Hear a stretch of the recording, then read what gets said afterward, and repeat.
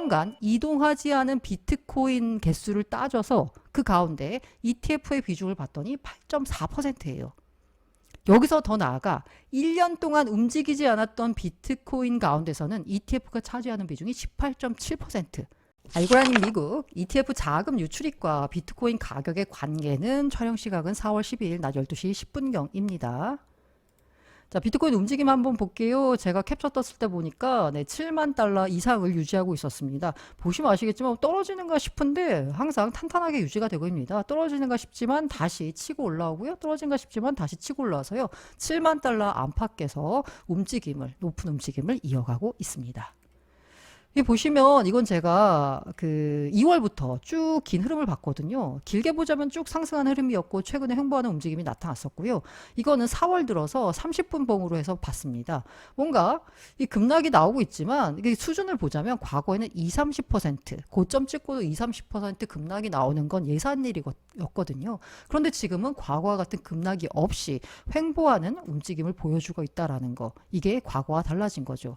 그럼 왜 과거와는 달라진 비트코인 가격이 상대적으로 변동성이 적은 움직임을 보일까를 보자면 수요가 많아서입니다. 크립토컨트 수석 애널리스트가 분석을 해봤더니요. 비트코인에 대한 수요가 공급을 앞지르고 있다라는 상황입니다. 매집 주소를 보니까요. 이 수요가 지금 나오는 공급보다 지금 발행되는 비트코인보다 훨씬 더 많다라는 거죠. 그리고 그 비트코인 수요라고 하는 것에 사실 굉장히 중요한 부분이 바로 ETF죠. 9일 화요일 GBTC에서 1억 5,500만 달러의 순유출이 있었습니다. 그렇기 때문에 ETF 전체로 보자면요. 1,900만 달러 순유출이 있었고요. GBTC 좀 많이 줄어드는가 싶었는데 또 많이 나오면서 전반적으로 순유출이 나타났었거든요. 그런데 10일 날 수요일을 보니까 GBTC에서 1,750만 달러의 순유출이 나타났습니다. 이게 보시면 그 GBTC가 ETF로 전환된 뒤에 1일 자금 유출입 동향이거든요.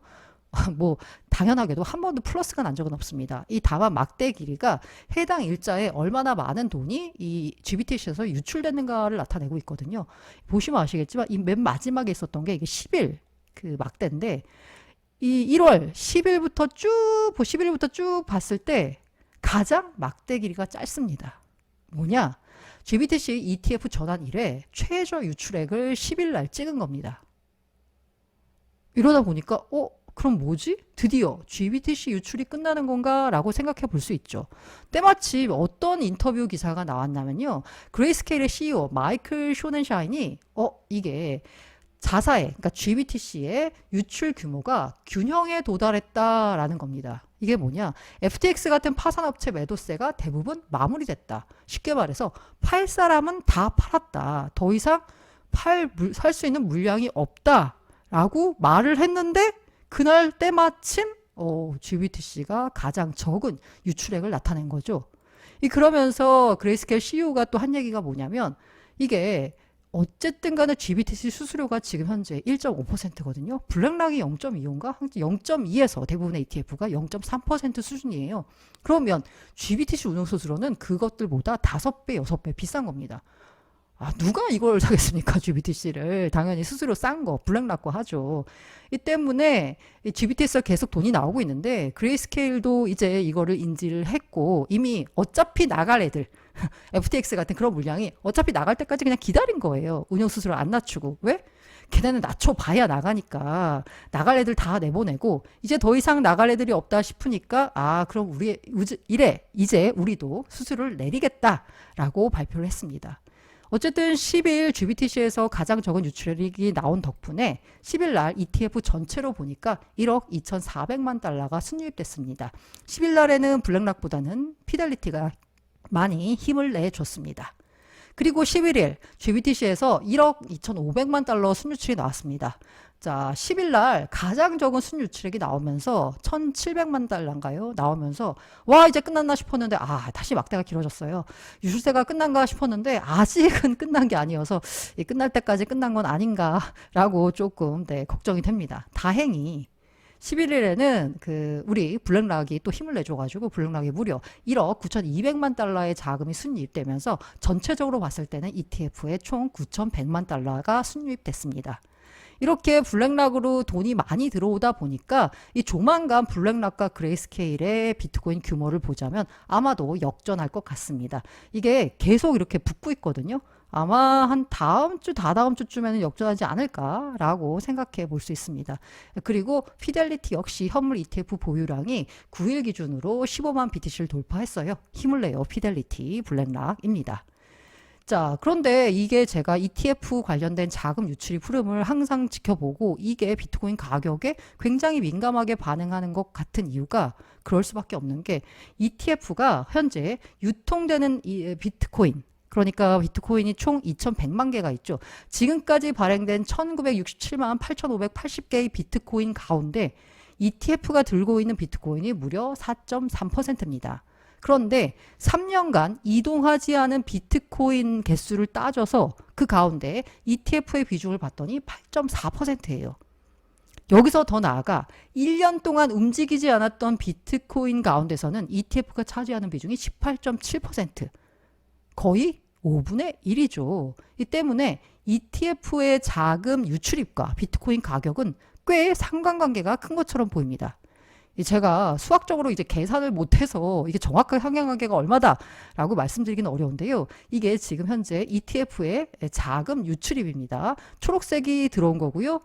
빨간색이 돈이 빠진 겁니다. 그리고 이 노란색 선이요. 비트코인의 가격을 의미하는 거예요. 보시면 아시겠지만 ETF에서 ETF로 돈이 많이 들어올 때 비트코인 가격이 오르는 느낌이었고요.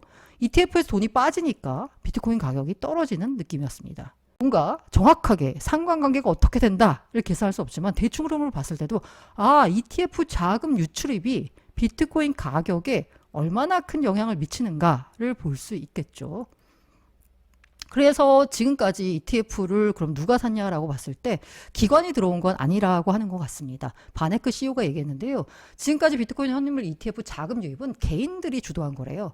코인베이스 계좌 만들고 뭐 하는 게 이게 생각보다 미국에서는 쉽지가 않답니다. 우리 업비트나 빗썸 계좌 금방 만드는데 이거는 좀 약간 쉽지가 않아서 그간 뭔가 귀찮고 뭔가 저 비트코인은 뭔가 믿을 수 없어 라고 하는데 블랙락은 믿을 수 있거든요. 그런 개인들이 ETF 투자를 많이 했다라는 거예요.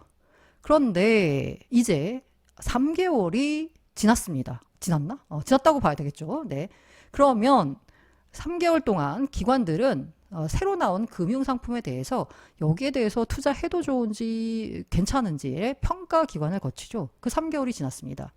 그리고 이제 조만간 자산 운용사별로 금융기관별로 13F라고 하고 있는 그 금융회사가 어떤 주식에 어떤 종목에 투자했는지를 포트폴리오를 공개하는 그 13F 보고서를 SEC에 제출해야 되거든요. 그게 이제 슬슬 나올 겁니다.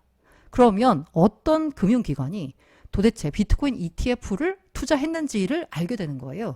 이에 대해서 어떤 크립토 전문가는 아마 13F가 나오면 되게 놀랄만한 금융기관이 아마 비트코인 ETF를 산 게 드러날 거다. 쉽게 말해서 그 놀랄만한 회사가 비트코인에 대한 그 포트폴리오 편입을 시작했다라고 볼 수 있는 거잖아요. 그러면 또 한 번의 상승 탄력을 받을 수 있다라는 전망도 나오고 있거든요. 뭐 본격적으로 13F가 나오진 않았는데 금융 어드바이저 플랫폼 시그널 어드바이저라는 곳이 제출했는데 SEC에다가 블랙락 비트코인 현물 ETF 2만 주 정도를 보유하고 있다라고 했습니다. 아마 이런 보고서는 계속 나올 거고요. 그리고 블랙락 액티브 ETF 책임자가 투자자 그룹이 비트코인 투자를 고려하고 있다라고 했습니다. 자, 중요한 게 블랙락의 액티브 ETF예요. 자, 원래 ETF는 다 패시브였는데 이게 시장이 발전하면서 액티브 ETF라는 개념도 나왔거든요. 자, 패시브 ETF는 뭐냐면 지수대로 그 종목을 구성하는 겁니다. 예를 들면 S&P 500 지수를 추정한 ETF다라고 하면 S&P 500 종목을 시가총액 수준으로 이렇게 맞춰서 편입을 합니다. 그런데 액티브 ETF는 뭐냐면요. 예를 들면 대표적으로 우리가 잘 아는 곳이 아크 인베스트가 있죠. 여기는 액티브 ETF 운용사예요.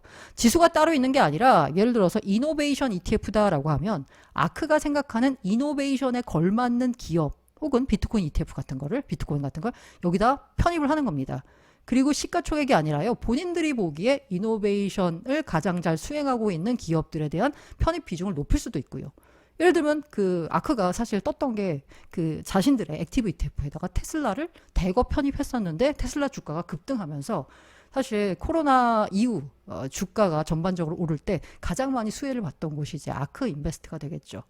근데 블랙락도 주로 이제 패시브 아이쉐어죠. 이제 패시브 ETF를 많이 굴리고 있지만 블랙락도 액티브 ETF를 굴리고 있거든요. 근데 여기 책임자가 나와서 뭐라 그랬냐면 야, 투자자 그룹이 비트코인 투자도 고려하고 있어라고 합니다. 그러면 블랙락이 굴리고 있는 액티브 ETF 뭐 어떤 걸까요? 무슨 뭐 핀테크 ETF라고 할까요? 핀테크 ETF 가운데 이제는 비트코인을 편입할 수 있는 겁니다. 해당 ETF에다가 자기들이 보기에 아 이거 비트코인 투자할 만하네. 그러면 블랙락 같은 경우는 어떻게 할까요? 네, 자기네 IBIT를 집어넣겠죠.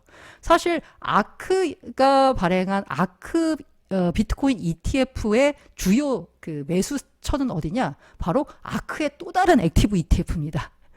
그래서 이거 뭐 내부자 거래 아니야라고 하는데 뭐 그렇게 구성하는 거예요. 근데 여기서 이제 액티브 책임자가 나와서 투자자 그룹이 비트코인 투자도 고려하고 있다니까 블랙락에 있는 액티브 ETF가 비트코인 ETF를 사는 일이 벌어지는 거죠. 블랙락의 운영 자금은 통틀어서 1억 원이 넘습니다. 그리고 ETF 관련돼서 지금까지는 이제 미국 기관들, 미국 개인들 느낌이었잖아요. 자금 유입이. 그런데 홍콩에서 4월 15일에 첫 번째 비트코인 현물 ETF를 승인할 계획에 있다라고 합니다.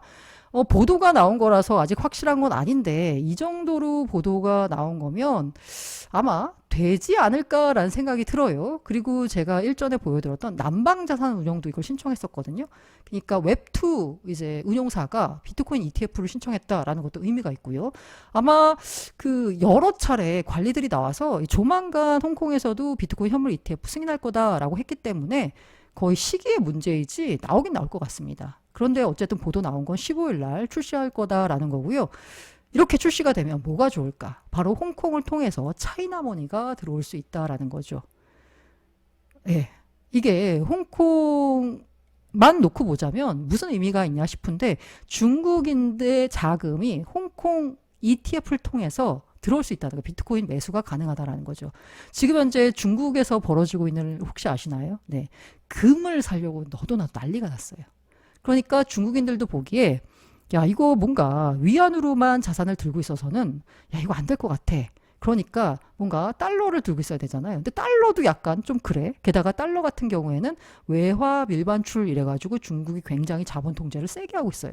그럼 중국인들이 투자할 수 있는 자산이 뭐가 있을까 봤더니 금 ETF네 라고 하면서 미친 듯이 금을 사들이고 있다라고 합니다.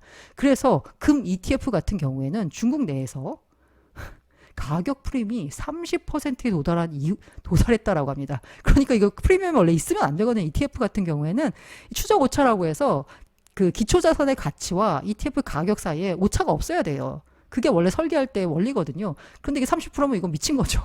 이번 주 초 거래가 중단됐다라고 합니다. 지금 거래가 되고 있는지 모르겠는데 어쨌든. 그러면 이제 중국인들이 보기에 아 뭔가 그 위안화도 아니고 달러도 아닌 뭔가 새로운 나의 그 자산 가치를 보존할 수 있는 수단으로 금을 택했었거든요. 그런데 비트코인도 된다고 하게 되면 비트코인 ETF를 사려는 수요도 많아질 거다라고 당연히 짐작해 볼 수 있겠죠. 홍콩의 시장이 열리고 있는 거는 이게 우리가 많이 기대했던 겁니다. 이 원래는 그 적격 투자자, 그러니까 돈이 좀 많은 부자들 대상으로만 코인 투자를 허용을 해줬었는데 그걸 이제 일반인들한테도 개방하는 라이센스를 이제 부여한다라고 지난해부터 얘기가 나왔었거든요. 그런데 드디어 이제 부여가 됐습니다. 홍콩의 증권선물위원회가 해시키 캐피탈한테 개인 투자자 대상 암호화폐 상품 제공할 수 있다라는 라이센스를 승인을 했습니다.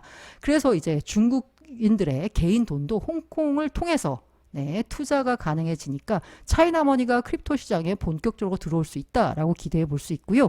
그래서 최근에 이 아마 요 소식 때문인지 어쩐지 모르겠는데 업비트에서 나타나는 주요 코인의 가격 상승을 보자면 소위 중국계 코인들이 최근 탄력을 받고 있어요. 실제로 이게 중국계 코인 프로젝트가 얼마나 많이 수혜를 보냐? 이거 실제로 따지면 그게 어떻게 뭐 상관관계가 있을지 모르겠지만 어쨌든 분위기가 중국 쪽 분위기가 조금 약간 최근에 이제 밀어주는 분위기가 있거든요. 다만 제가 우려하고 있는 건 과연 그렇게 들어온 돈이 진짜 중국계 코인 쪽으로 자금이 흘러 들어갈지 잘 모르겠습니다. 그리고 알트코인으로 들어갈지 모르겠는데 요건 한번 기대해봐도 되지 않을까. 금 ETF의 인기를 비춰보자면 비트코인 ETF가 홍콩에 나왔을 때 중국인들이 얼마나 비트코인 ETF를 자금을 매수하게 될지 기대해봐도 좋지 않을까라고 생각을 합니다. 수급 측면에서 보자면 고래는 계속 사고 있고요. 크립토컨트 CEO가 밝혔는데 고래 애들 매도 안 하고 있답니다. 그리고 고래 잔고를 봤더니 전달 대비해가지고 11% 증가해서 역대 최대를 기록했다라고 하고 있고요.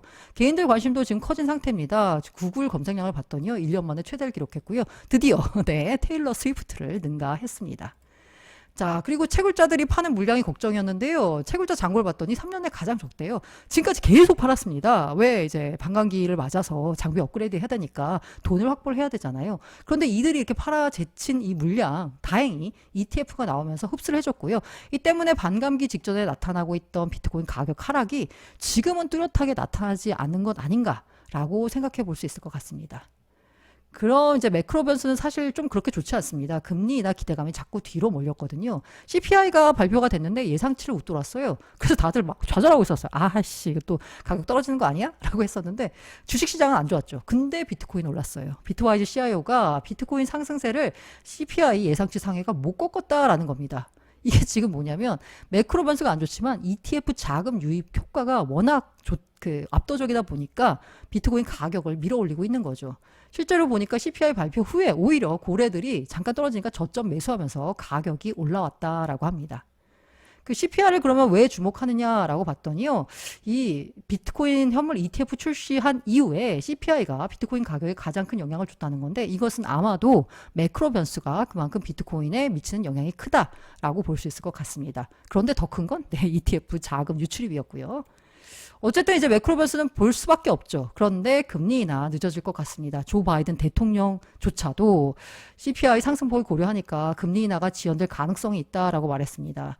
자, FOMC 회의록에서도 보니까 신중론의 주로 인사들 가운데, 연준 인사들 가운데 오갔고요.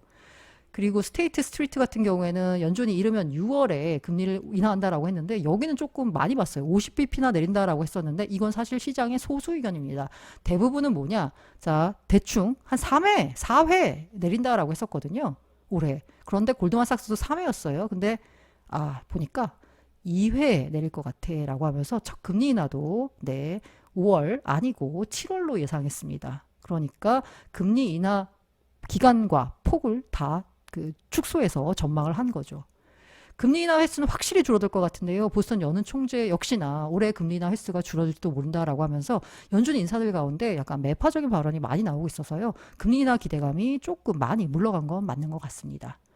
그래서 일각에서는요, 최근에 비트코인 가격이 좀 조정을 받았잖아요.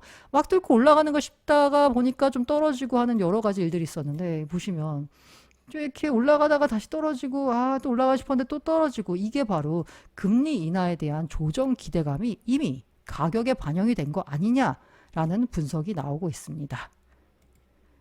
이제 앞으로 가격 어떻게 될까라고 보면 사실 가장 큰 이벤트, 남은 이벤트는 사실 반감기죠. 근데 반감기에 대해서도요, 마라톤 디지털 같은 경우에는 비트코인 가격이 이미 반영됐다. 그러니까 보통 반감기 직전에 약간 큰 하락이 나오고 반감기 지나고 나서 얼마 지난 다음에 최고점 경신하잖아요. 그런데 이게 반감기에 대한 그 가격 하락은 ETF가 흡수를 했고 그 ETF가 흡수돼서 나타난 가격 상승이 바로 지난번 기록한 고점 아니겠느냐. 라고 이제 마라톤 디지털 CEO는 말했고요. 암호화폐 전문 헤지펀드 CEO 역시나 이번 반감기가 시장 영향은 제한적일 것 같다. 왜냐하면 ETF 변수가 있기 때문에 라고 말했습니다. 어쨌든 반감기에는 크립토 시장에는 호재이기 때문에 대부분의 전문가들이 다 예상하고 있는 게 그럼 지금 지난번 기록한 7만 3천 달러 이게 끝이냐가 아니라 강세장의 초입 혹은 초중반이다라는 겁니다. 그럼 강세장의 끝은 어딜까? 정점은 어딜까에 대해서 아직 안 왔다. 아무래도 연말 혹은 내년 초가 아닐까라는 전망이 많은 전문가들 사이에서 오가고 있습니다. 그래서 그런지 비트파이넥스 같은 경우는요. 주간 보고서를 통해서 14개월 내면 언젠가요? 내년 6월 정도까지거든요. 그때 16.9만 달러는 간다라는 전망을 내놨습니다.